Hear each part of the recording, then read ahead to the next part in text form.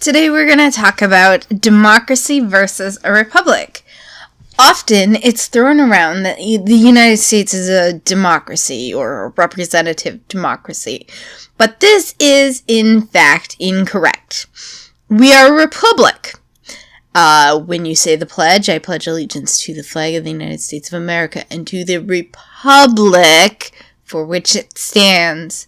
But what does that mean? I mean, it's thrown around. What does that mean? What's the difference? How are we not a democracy? So let me explain it to you. The meaning of democracy literally means people's system.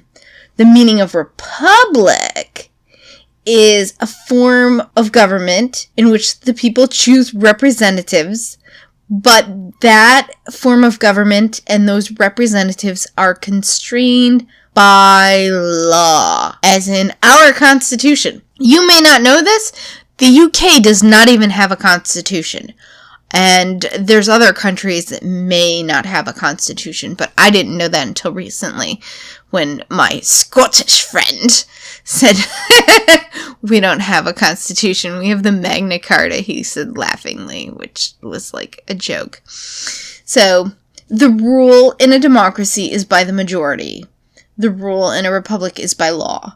Origin, democracy comes from the Greek, but republic comes from Latin. Res, thing, and publica, public.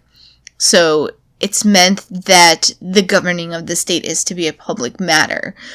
So minority rights, and this is not, what the left calls minority rights, but essentially the rights of anyone who is less than 50%. So in a democracy, if 51% of people want it and 49% of people don't, it's automatically overridden.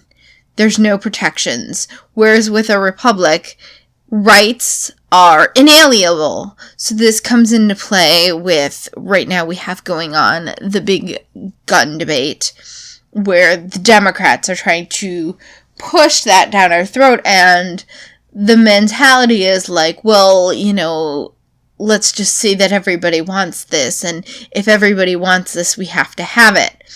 So even if 51% of the country wanted gun control, wanted all the guns taken away, that's not possible because it is an inalienable right given to us by our Constitution.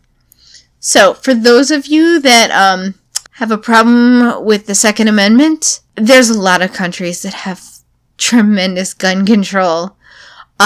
Mexico, for example, has gun control, and I'm sure they have room to take people since their people have been coming to our country. So, alright, sovereignty rests in a democracy. It rests with the population, and that's like all of the people, like I said. 51%, boom. Whereas with the republic, individuals are protected. Revenue is through taxes and fees either way. Mobocracy, as in mob rule. So, in a democracy, the mob rules, and in a republic, the mob does not rule. So, the definition of democracy, like I said, democracy, it's Greek, demos, and kraton, to rule, whereas republic is Latin, res publica, a public thing. And it's a pretty important difference. They are not really even just dissimilar. They're kind of they go against each other if you really, really understand the difference between them. Like, somebody tried to tell me recently that a republic is a kind of a democracy, and that's not really true, because a democracy is ruled by all of the people, and there's nothing to temper it. Nothing. And so the sovereignty in a republic, it rests with each individual person. It's not a group. So everyone is supposed to be protected in a republic. That is what makes our country great. So,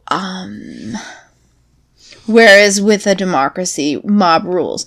I mean, can you imagine, like, you could have a ton of people who could come up on somebody and just decide that they want to, like, take their house.